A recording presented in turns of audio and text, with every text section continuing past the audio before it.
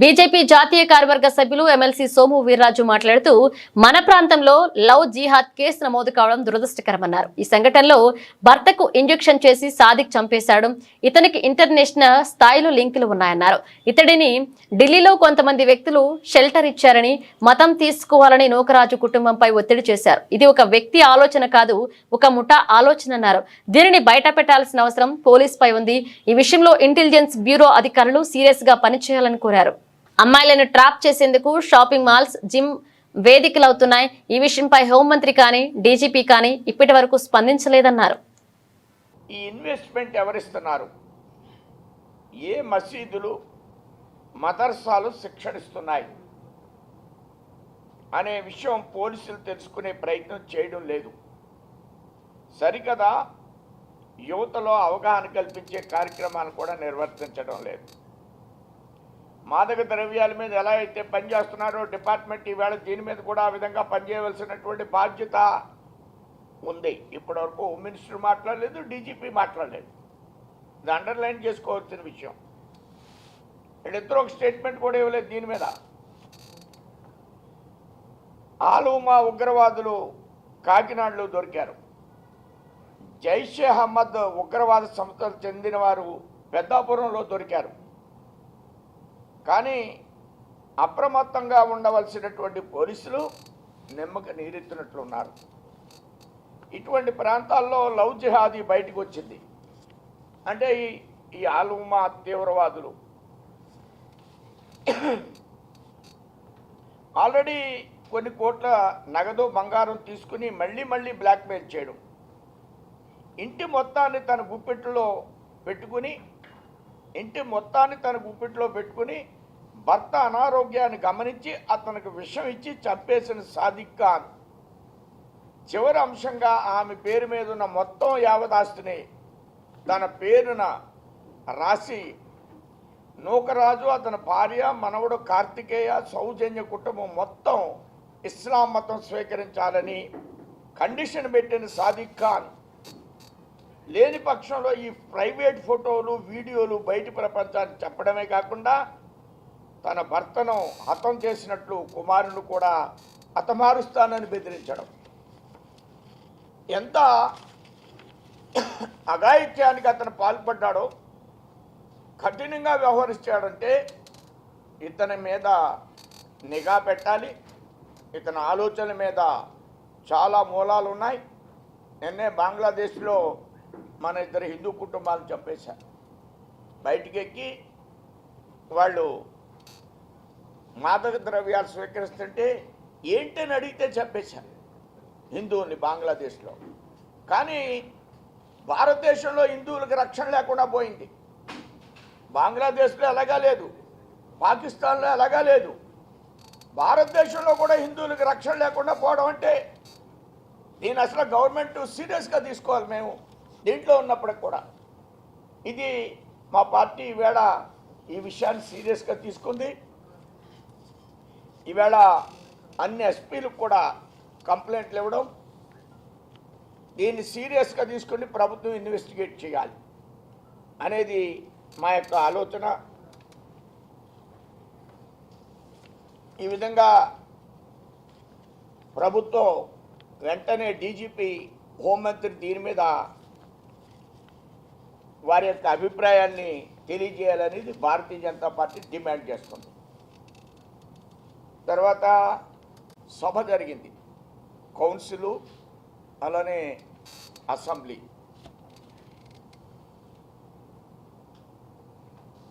అసెంబ్లీకి మాజీ ముఖ్యమంత్రి రాడు. మేమేమో అసెంబ్లీలో డిఎస్సి మీద పూర్తిగా సమాధానం చెప్పాం. వాళ్ళేమో కౌన్సిల్కి వస్తారు, డిఎస్సి మీద రోజు గొడవే, అల్లరి. అందులో ఎమ్మెల్సీల్లో కొంతమంది వాళ్ళ ఎమ్మెల్సీలు అనుకోరు. స్పీకర్ పోడియం మీదకి వెళ్ళి ఆ స్పీకర్ కళ్ళకి ఎలా కాగితాలు అడ్డం పెట్టేస్తారు. తర్వాత ఆ స్పీకర్ పోడియాన్ని డ్రమ్స్ లాగా మ్యూజిక్ లాగా వాయిస్తారు.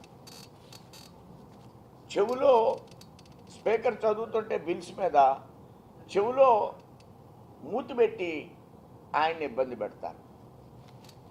మరి ఏం ట్రైనింగ్ ఇచ్చి పంపిస్తున్నాడో మన జగన్మోహన్ రెడ్డి మనకు అర్థం కాదు. అక్కడికి వెళ్ళారు, ఇక్కడ సభని జరగనివ్వరు.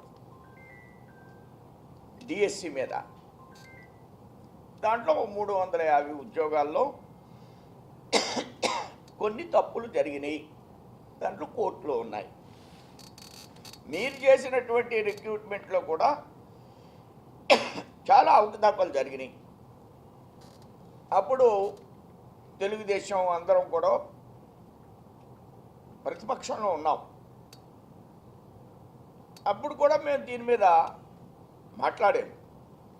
కానీ ఇదొక్కటే కార్యక్రమంగా తీసుకుని రోడ్డు మీద నిరాహార దీక్షలు చేయడం కానీ ఇవి కానీ మేము చేయలేదు. ఇప్పుడు ఏమంటాడు బొత్స సత్యనారాయణ గారు, సిబిఐ వేసేయండి, దాని మీద వేసేయాలంటే దీని మీద వేసేయాలంటే సిబిఐ. ఏవో సిబిఐ కొత్తిమీర వ్యాపారం చేసే కట్లా ఉంది వాడికి, ప్రతిదానికి సిబిఐ వేసేయండి.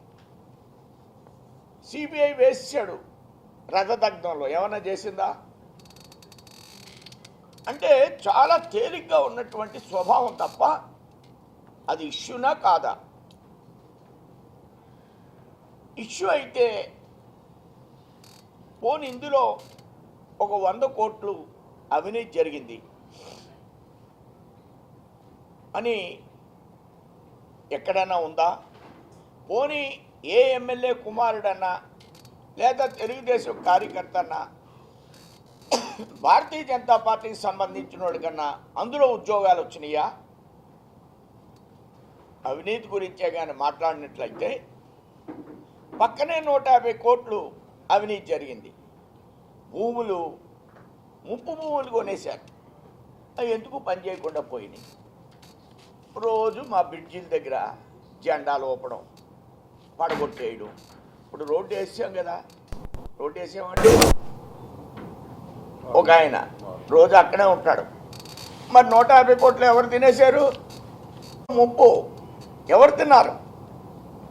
ఇలాంటి రాష్ట్ర వ్యాప్తంగా 40 లక్షలు ఉన్నదాన్ని 90 లక్షలు కొనేశారు.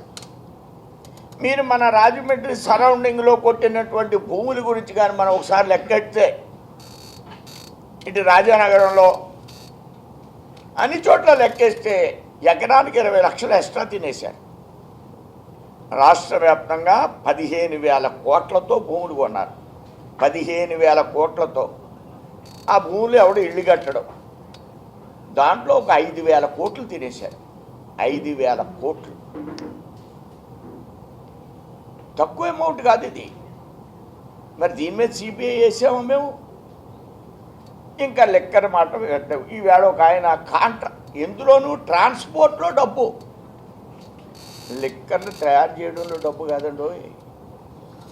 ఇవాళ దొరికిన ఎమ్మెల్యేని లోపల తీసుకెళ్ళి పెట్టారు కదా, ఎక్స్ఎమ్మెల్యేని తణుకు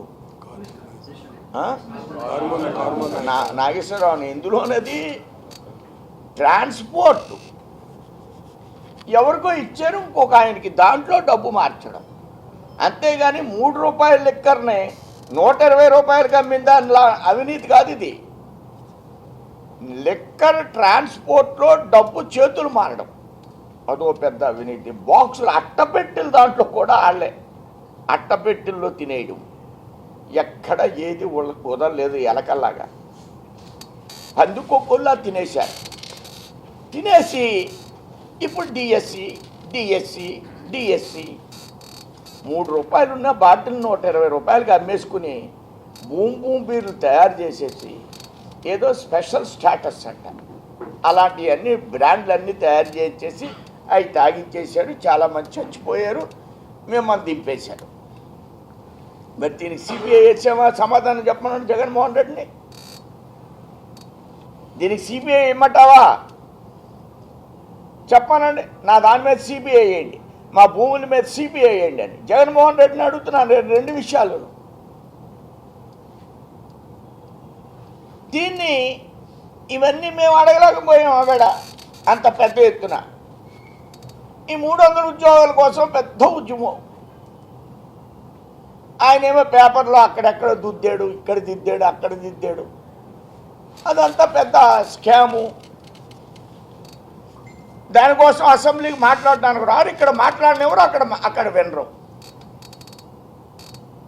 ఈ విధంగా డ్యూయల్ రోల్ని పోషిస్తున్నారు. ఇవన్నీ ఎందుకు చేస్తున్నారు? రాష్ట్రంలో జరిగే అభివృద్ధి చూడలేని పక్షంలో జగన్మోహన్ రెడ్డి పోలవరాన్ని 20% కూడా కట్టలేదు 5 ఏళ్ళు. ఇప్పుడు పోలవరానికి నరేంద్ర మోడీ గారు ఇన్ అడ్వాన్స్ ఇస్తున్నారు. ఇప్పటికీ 6,000 కోట్లు 7,000 కోట్లు ఇచ్చారు. ఈ 2 సంవత్సరాల్లో 7,000 కోట్లు ఇచ్చారు. పోలవరం 80% పూర్తి అయిపోయింది. రేపు ఓపెనింగ్ సిద్ధంగా ఉంది. స్టీల్ ప్లాంట్ లాభాల్లోకి వచ్చేసింది. స్టీల్ ప్లాంట్ లాభాల్లోకి వచ్చింది. 11,000 కోట్లు ఇచ్చాం. మరి కొన్ని పాత వస్తువులు అందులో రిపేరు, అప్పుడప్పుడు యాక్సిడెంట్లు జరుగుతున్నాయి. ఇవన్నీ కూడా అవి రీమోడల్ చేయడం కోసం కూడా మనం కొంత డబ్బు ఇవ్వడానికి సిద్ధంగా ఉంది. లాభాల్లోకి ఎలా వచ్చింది ఇప్పుడు స్టీల్ ప్లాంటు? కమ్యూనిస్టులు తిన్న ధరక్క 600 రోజులు ధర్నా అంట. 600 రోజులు 700 రోజులు ధర్నా. వాళ్ళకి ఇంకేం పని లేదు, దీని మీద బతుకుతారు వాళ్ళు కమ్యూనిస్టులు. ఇన్ని రోజులు ధర్నా ఎందుకు చేస్తున్నారు? ఈ ఒక్కొక్కడికి 100 కోట్లు వస్తుంది కమ్యూనిస్టుడికి. అక్కడ లీడర్లకి స్టీల్ ప్లాంట్ మీద బతుకుతారు. హోల్ టైమర్స్కి అందరూ అక్కడి నుంచే జీతాలు ఇస్తారు. ఇవన్నీ వాస్తవాలు. దమ్ముంటే రమ్మని మాట్లాడండి. స్టీల్ ప్లాంట్ మీద బతికి స్టీల్ ప్లాంట్ని లాస్లోకి తీసుకెళ్ళడానికి కారకులు కమ్యూనిస్ట్ పార్టీ వాళ్ళే. వాళ్ళ యొక్క ఆలోచన విధానం మాత్రమే కార్మికులు సరిగా పనిచేయకుండా జపాన్లో స్ట్రైక్ చేస్తే డబుల్ డ్యూటీ చేస్తారు. స్టీల్ ప్లాంట్ టాటా వాళ్ళకి ఇస్తే 5,000 మందితో పనిచేయిస్తారు. ఇప్పుడు మనకు 30,000 మంది ఉన్నారు. బొత్స సత్యనారాయణ ఇంట్లోనూ జగన్మోహన్ రెడ్డి ఇంట్లోనూ అవసరం లేకుండా పని మనిషిని పెట్టేసుకుని డబ్బులు ఇచ్చేస్తారా, జీతాలు ఇచ్చేస్తారా? ఇమ్మన్నాను చూద్దాం. వాళ్ళకి ఎంతమంది కావాలో అంతమందే పెట్టుకుంటారు. అందులో మాత్రం లాస్ వస్తే ఎవరిది? మీ అందరిదే, మన అందరిదేనే. ప్రజల సొమ్మది. అవసరం లేకుండా ఉద్యోగాలు ఇచ్చేసి ఈవేళ స్టీల్ ప్లాంట్లోకి దాని లాస్కి దాని లాభానికి తీసుకొచ్చినటువంటి ఘనత ఎన్డీఏది, డబుల్ ఇంజిన్ సర్కార్ది. దీని మీద మాట్లాడే జగన్మోహన్ రెడ్డి ఇవన్నీ జరిగితే అనేక మొన్న ఇంటర్నేషనల్ ఎయిర్పోర్ట్ వచ్చింది. ఇంకా కూడా విశాఖపట్నం రూపురేఖలు మారిపోయే పరిస్థితి వచ్చింది. ఆ రాయలసీమలో ఉద్యోగాలు వచ్చే అనేక రకాల పరిశ్రమలు పెట్టారు. మన తూర్పు పశ్చిమ గోదావరి జిల్లాలో కూడా పరిశ్రమలు రావాలని నేను ఎన్డీఏ ప్రభుత్వాన్ని కోరుతూ ముఖ్యమంత్రి గారిని రేపు కలిసి 27, 28లో ఒక రిప్రజెంటేషన్ ఇవ్వడానికి సిద్ధంగా ఉన్నాను. ఎందుకంటే మన వాళ్ళు కూడా చాలామంది హైదరాబాద్ వెళ్ళిపోతున్నారు, ఈస్ట్ వెస్ట్ను. మనకు ఇక్కడ ఉద్యోగాలు లేవు. మనకి రజకులు కూడా అక్కడ ఇస్త్రీ చేయడానికి వెళ్ళిపోతున్నారు. కాబట్టి వాళ్ళు ఏమనుకుంటున్నారు, మన 2 జిల్లాలో కూడా బాగా అభివృద్ధి చెంది బలిసిపోయి ఉన్నాం అనుకుంటున్నారు. ఎక్కడ ఇండస్ట్రీ లేదు. ఎప్పుడో పేపర్ మిల్లు, ఎప్పుడో హార్లిక్స్ ఫ్యాక్టరీ. ఏం ఇండస్ట్రీ ఉంది మనకి? ఎప్పుడూ రాయలసీమ గురించి మాట్లాడతారు. అలానే ఉత్తరాంధ్ర జిల్లాల గురించి మాట్లాడతారు. మనకు కూడా మీ అందరికీ చెప్తున్నాను, అటు జంగారెడ్డిగూడెం దగ్గర నుంచి ఇటు తుని వరకు 1100 అడుగులు వెళ్తేనే కానీ నీరు పడదు. జంగారెడ్డిగూడెం టు పోలవరం, జంగారెడ్డిగూడెం, గోపాలపురం. ఇక్కడ మనకి రాజానగరం, తుని, పత్తిపాడు, రాజానగరం, జగ్గంపేట. ఈ 4 అసెంబ్లీల్లో మనకు నీళ్లు ఉండవు. ఇవన్నీ కూడా అప్లాండ్ ఏరియా. 7 అసెంబ్లీలు మనకు అప్లాండ్ ఉంది, ఈస్ట్ వెస్ట్ కూడా ఉంది. మరి అక్కడ ఇండస్ట్రీస్ రావాలి. ఇంకా వెస్ట్ గోదావరిలో కొన్ని ఇండస్ట్రీస్ వస్తున్నాయి. స్టార్చ్ ఇండస్ట్రీ ఒకటి అలానే ఉన్నాయి. అలానే ఈ నూనె తీసేటువంటి కంపెనీలు ఇలాంటివి కొన్ని వస్తున్నాయి. కానీ మనకి ఈస్ట్ గోదావరిలో అవి కూడా రావడం లేదు. కాకినాడ ఆ సైడు మనకి కాకినాడలో పెట్రోలియం ఇండస్ట్రీ వస్తుంది అనుకుంటే అది ఒంగోలుకి వెళ్ళిపోయింది. ఆ విధంగా మా 2 జిల్లాలని మన ఈస్ట్ వెస్ట్ని కూడా ఇండస్ట్రియలైజేషన్ చేయాలి. అలానే అప్లాండ్ ఉన్నటువంటి ప్రాంతాలు నేను చెప్పిన 7 అసెంబ్లీని కూడా ఇవి కరువు ప్రాంతాలుగా ప్రకటించాలి.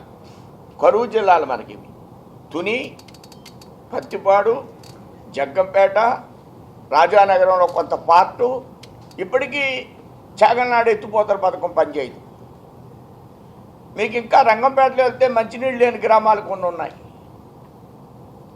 రంగంపేట ఈ విధంగా మన యొక్క బ్యాక్వర్డ్నెస్ను కూడా ముఖ్యమంత్రి గారికి వివరించి కూటమిలో ఈ 2 జిల్లాలకు కూడా న్యాయం జరిగే విధంగా ఇండస్ట్రియలైజేషన్ వచ్చే విధంగా గట్టి ప్రయత్నాలు మేము చేయడం కోసం ప్రయత్నం చేస్తాం. Thank you. డబ్బులు లేకపోతే ఈడీ ఎందుకు వెళ్తుంది? దొబ్బేసిన డబ్బు ఉంది, దొంగల దగ్గరికి వెళ్ళొద్దంటారా? ఈడీ దొంగల దగ్గరికి వెళ్ళింది, డబ్బు దొరుకుతుంది కాబట్టి వెళ్ళారు. సాక్ష్యాలు సిట్లో ఇచ్చిన సాక్ష్యాల ఆధారంగా ఈడీ వెళ్ళింది. పార్టీకి చెప్తాం, క్యాడర్కి దగ్గర నుంచి తీసుకున్నాం. క్యాడర్ దగ్గర నుంచి మీరు గమనించారు కదా, మొన్న మా కార్పొరేషన్కి అందరి దగ్గర నుంచి అప్లికేషన్ తీసుకున్నాం, మున్సిపాలిటీలో అప్లికేషన్ తీసుకున్నాం క్యాడర్ ద్వారా. ఇవన్నీ కూడా రాష్ట్ర పార్టీకి చెప్పాం, కేంద్ర పార్టీకి చెప్పాం. ఎంత హుషారుగా ఉన్నారు, మీరే పోటీ చేస్తూ ఉంటున్నారు కొన్ని చోట్ల. అందుకని ఇవన్నీ మీకు చెప్పకుండా పార్టీకి చెప్తాం. పార్టీ ట్యాకెట్